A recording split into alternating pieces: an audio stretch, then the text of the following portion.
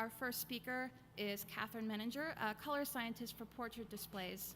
She's also a recent graduate of RIT, where she was an active member of the SMPTE student chapter and served as president of the organization her senior year. She's received the SMPTE Lewis F. Wolf Jr. Memorial Scholarship, and today she brings us the results of her experiments in determining visibility thresholds for spatial and spatiotemporal chromatic noise. And this paper also got a SMPTE Student Paper Award honorable mention.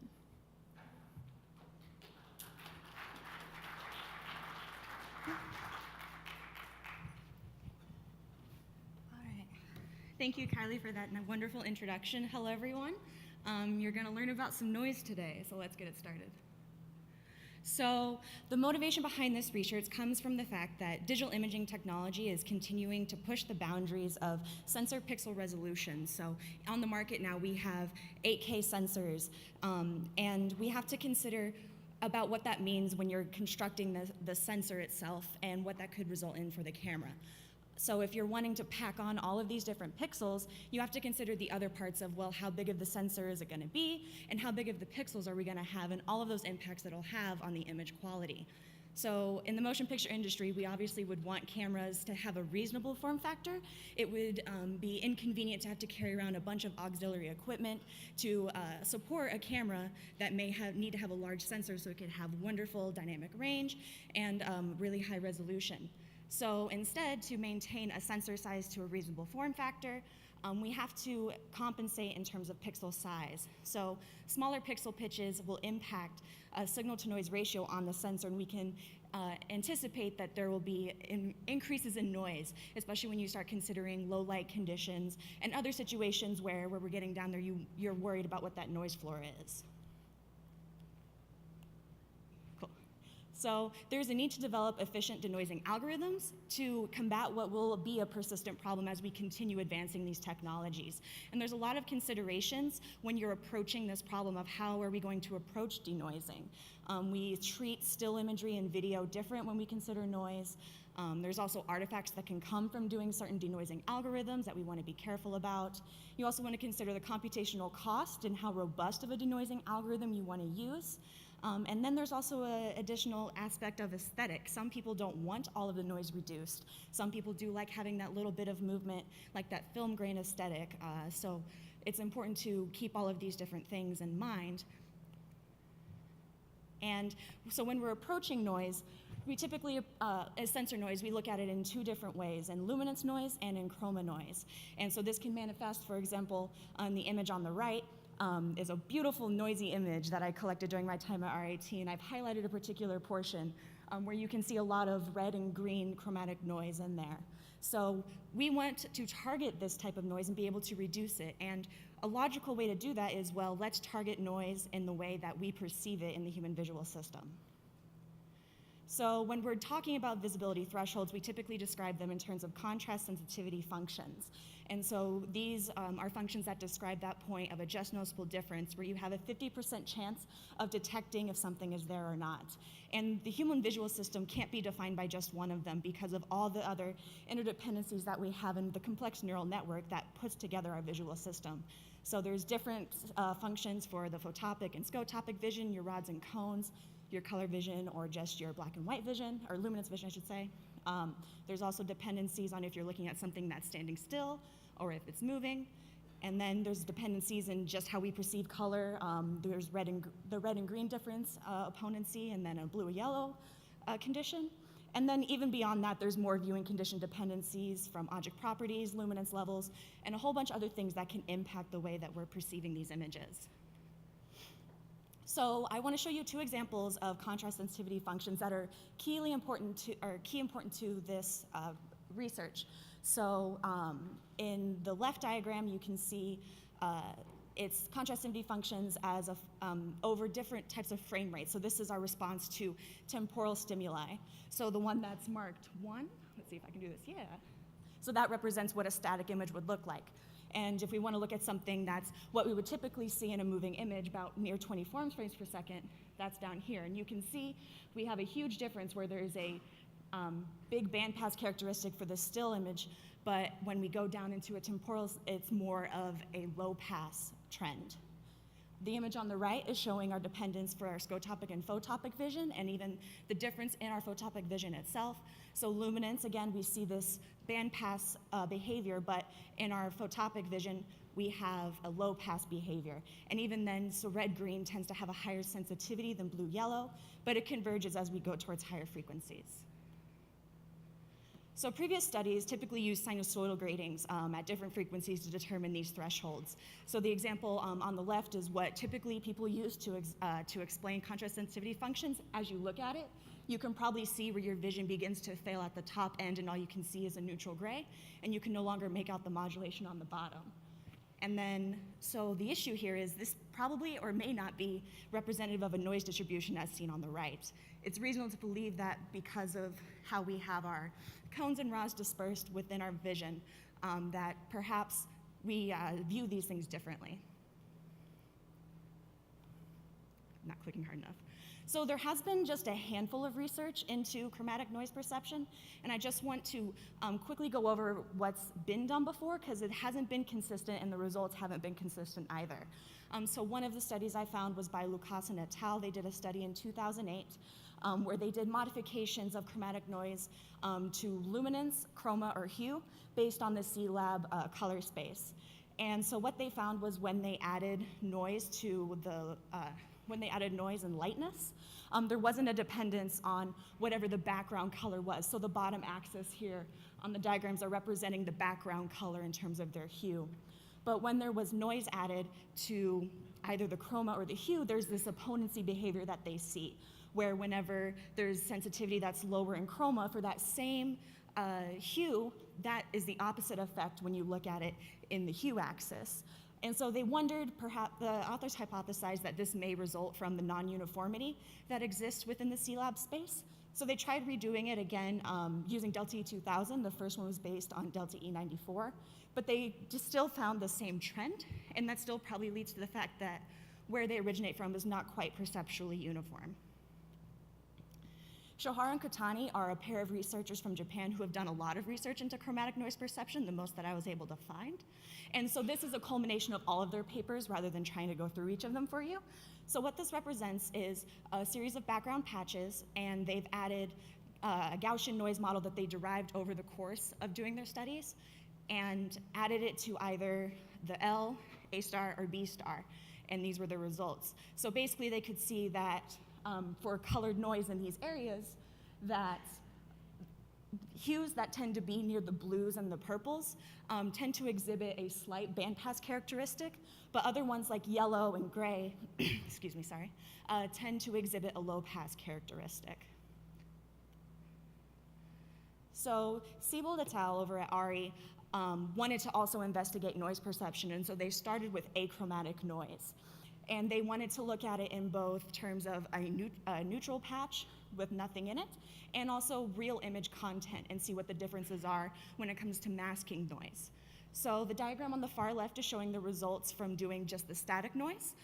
The black line at the top, I think it's black, yeah, is representative of just the normal static gray image, and the red line on the bottom represents their temporal sequence. And so we can see in this situation, that there's, for both situations, we have a bandpass characteristic, but the overall sensitivity for the temporal or for the real context situation is much lower than for the neutral situation. So content and image definitely has an impact on how we're perceiving noise. Looking at the same images but with dynamic noise instead, we can see that the trend changes from a bandpass to a low pass, and there's not as big of a dependence on whether it's neutral or whether there's content in there. You can see that the sensitivity doesn't have as large of a difference there. And to kind of see that a little bit better from a global view, that's the diagram on the right.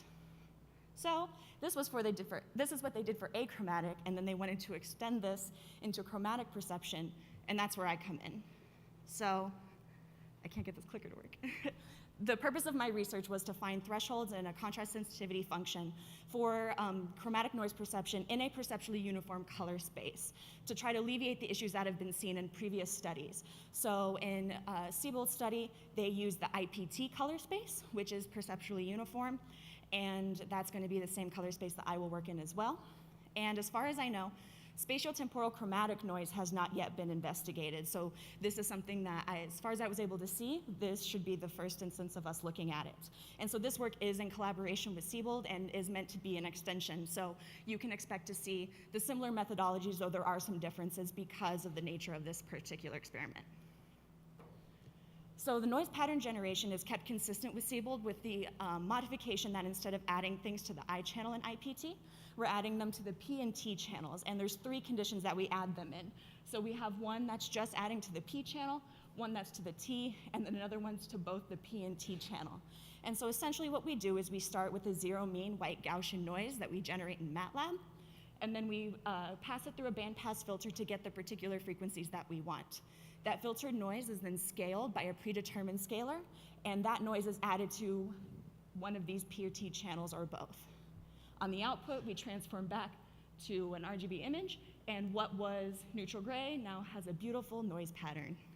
So what all of these look like is this. So we picked 8 bands of frequencies, and so these were the same bands that are consistent with what was done in Siebold's study, and then what some of them look like are shown to you on the right.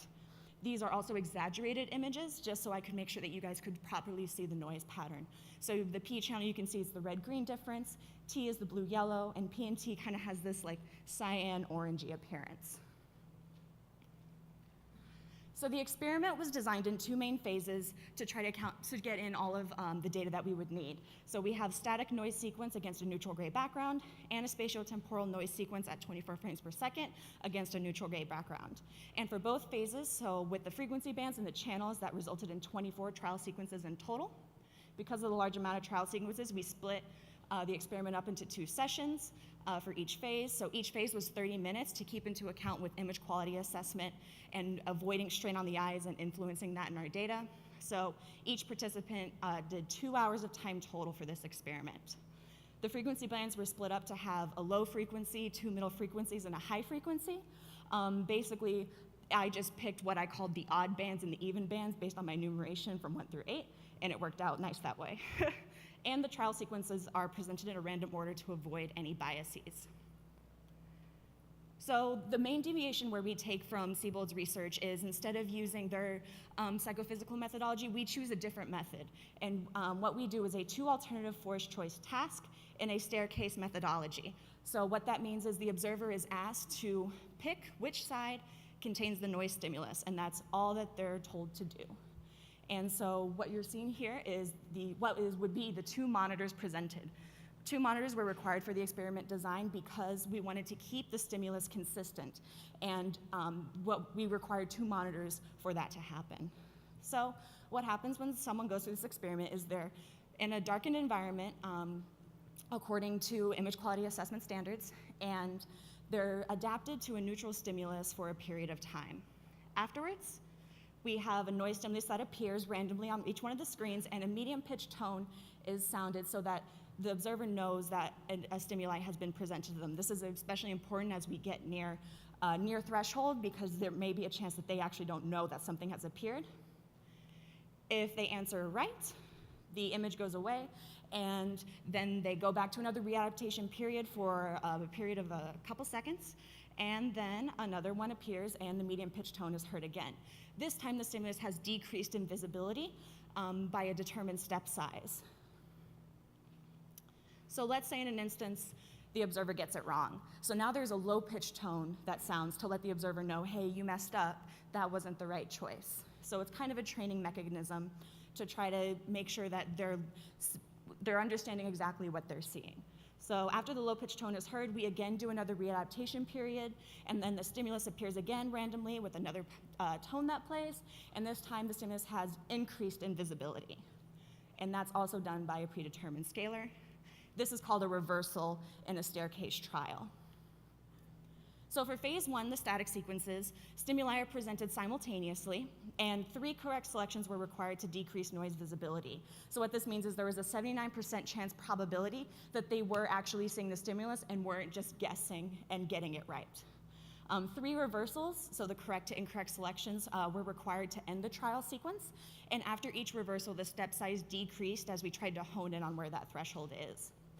For phase 2, we had to do some slight modifications to the design because we had an issue with MATLAB where you present temporal stimuluses and try to do video.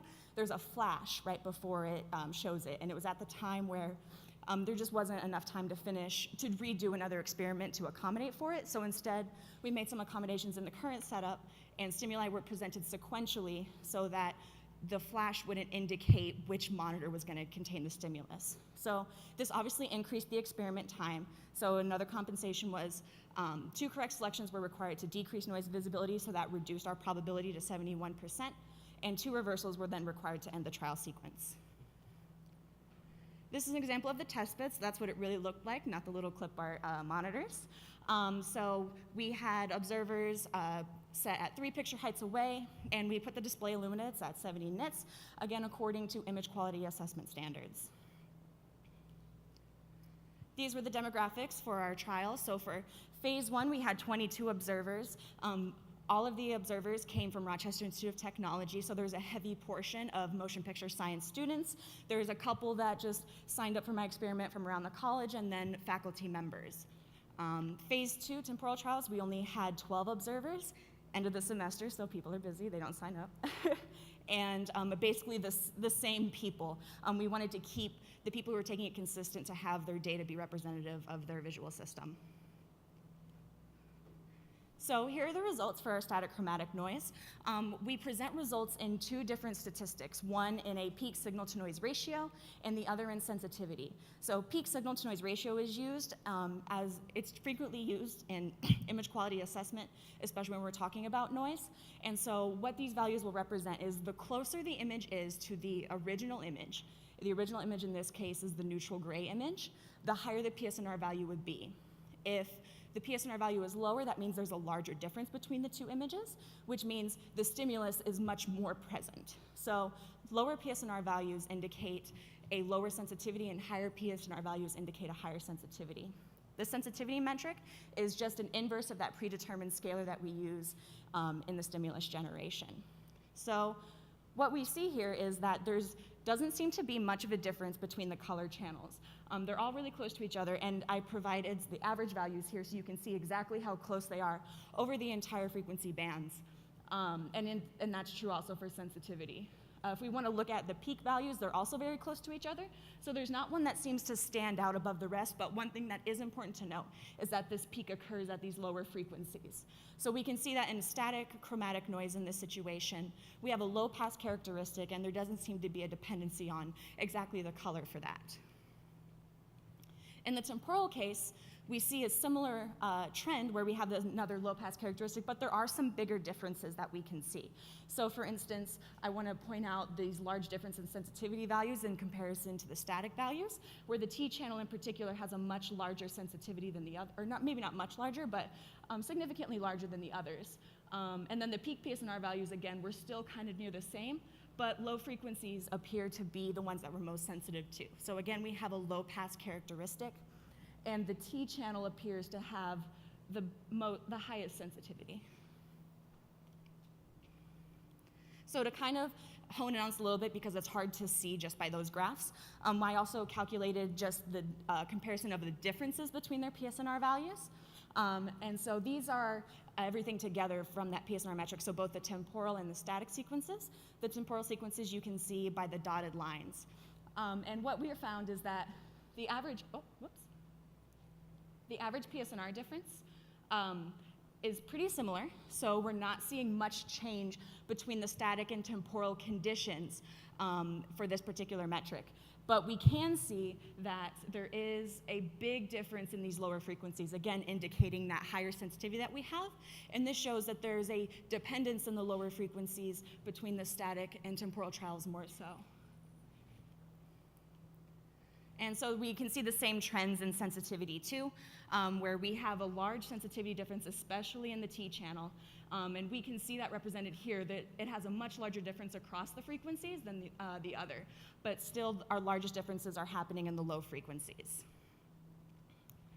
So participants also provided feedback at the end to describe their experience and describe exactly what they were seeing, ask questions if there was anything that you noticed or that was particularly interesting or that stood out to you. And there were two things that were common throughout all of my observers that were very interesting to note. So the first one was observers would frequently comment the colored ones in their descriptions, but all of the stimuli were colored. So this leads me to believe that for some reason, possibly as we get closer to thresholds, perhaps our ability to perceive the chroma attributes of the chromatic noise begin to go away, and it begins to look more like more luminance than anything. The second thing that observers described, which was something that we really wanted to focus on and wonder what was happening, was they described seeing a global color or luminance shift in high frequencies. So where you would see the box surrounded, that would just look like in the P and T or in the T channel, it would just look like a wash of blue. And so we came up with a number of hypotheses as to why this could be. One was perhaps there's a failure to resolve these high frequencies, and there's an integration of the signal in the eye. This kind of follows what theory says. So if you look back at the contrast sensitivity functions I showed earlier, our color vision tends to drop off around 10 to 13 cycles per degree, but we went beyond that almost to 30 cycles per degree. So this failure may not be that surprising. The other thing that we wondered was perhaps there's not enough bits to fully resolve the high frequency on the display. So we only had 8 bits. And so perhaps in the higher frequencies, we just didn't have the ability to resolve what was needed to properly see the high frequency noise. So we did do a check to see if there was any influence from what was easy to look at. And so one thing we looked at was luminance. And so what this plot shows is there's these 2 center diamonds here. And those diamonds represent just the neutral image. And so these are for the 2 separate monitors as well. And so what we were able to see is that and each of the dots here, the data points are the maximum stimulus that an observer can see and what the threshold was at the time during the experiment. And what we found was that the we were using a PR655 spectroradiometer where the field of view encompassed the entirety of the stimulus. So that way we could see, okay, is the overall luminance of the display changing like how some people are perceiving it to be? And what we found was that's not necessarily the case. There's only about a fluctuation of half a nit or so. So we're not expecting that that's really contributing to anything. We also checked to see if the chromaticity was shifting. So using the same data points, whatever the neutral was, and then the maximum stimulus and the minimum stimulus, we found that they all hovered around the same area. And I just want to point out that yes, these aren't aligned. This experiment was done right before it was time for another calibration, so that was fixed afterwards. So in conclusion, we found that for both static and spatiotemporal conditions, there appears to be a low-pass characteristic for chromatic noise perception. In general, the P channel appears to be the least sensitive, and the T channel appears to be the most sensitive, and a combination of the two lands somewhere in the middle, but really these differences are small, and it's hard to say that, oh, yeah, there's a big difference, and you need to try to treat these differently. For low frequencies, the sensitivity to the spatiotemporal noise is higher than for static noise, and this goes away once we get into the mid to mid-high frequencies, and the sensitivities seem to really have no difference. So this is the part that's important when you're designing denoising algorithms, because this is the area where you need to target and know that there's going to be differences depending on what it is you're looking at. There's a ton of future work that needs to be done in noise perception. Clearly, if this is the first of spatiotemporal, we have a lot still more to learn.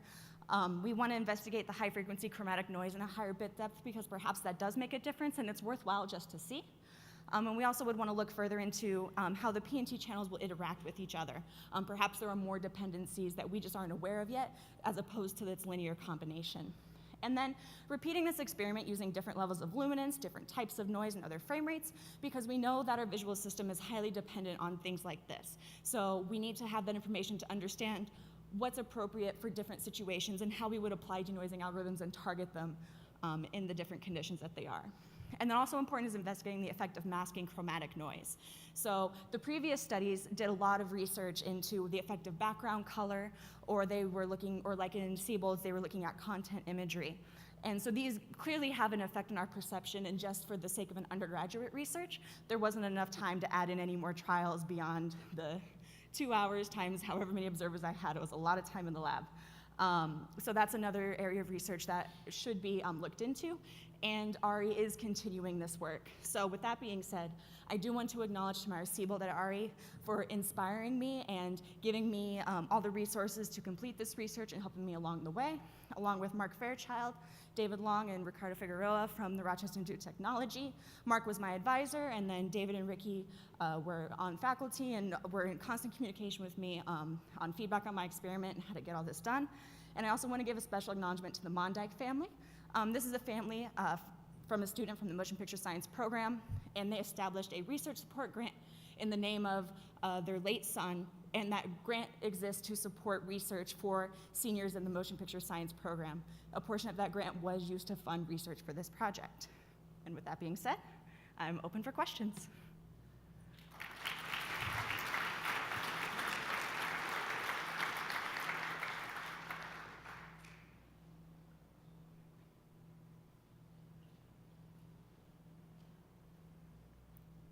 Yeah, very nice project. Thank you. More like a master's or PhD from I what I've agree. seen in the past. So you do have some signs of luminance contamination. So that's commonly found when you try doing these. And so Karen Muller, she did some of the original red, green, blue, yellow sine wave stuff. And she had a fairly elaborate procedure to reach isoluminance for each subject individually adjusted. I don't know if that'd be the kind of thing you'd want to do for applications, but just to be aware of that. And then the other thing you noticed is that the shift in color as you change frequency bands. I've seen that in Spatial, because I've done a lot of Spatial Chromatic.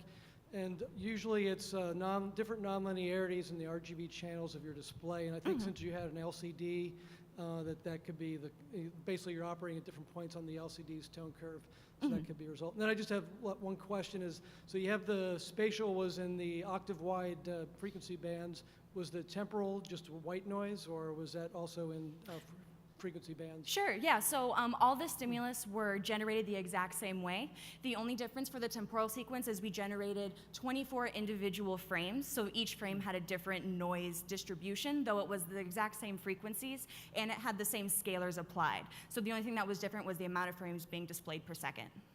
Okay, so you're changing the maximum frequency of the temporal noise. Yes, Okay, yeah. Thanks.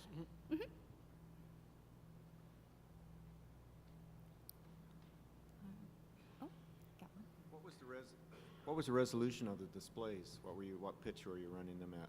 Sure. Did I miss that? Yeah, I didn't mention it, but it is, oh, there it is.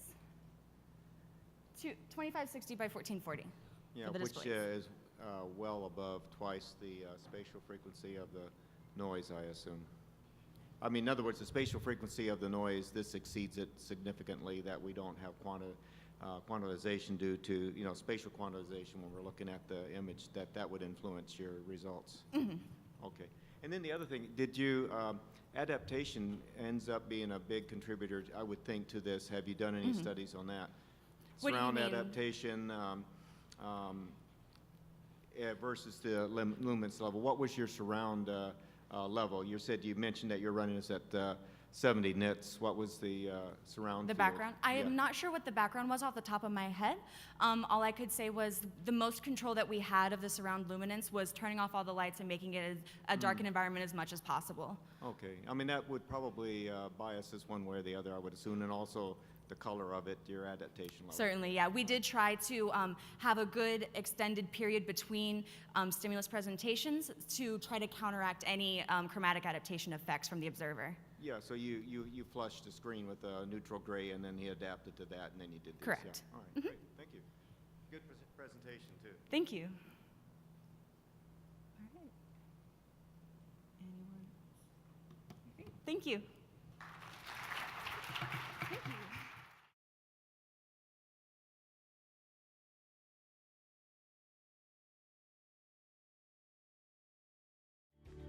Thank you for watching. If you enjoyed this video, please tap the like button and also subscribe to our channel to receive notifications when we add new content. For more information about us, please visit SMPTE.org. We'll see you next time.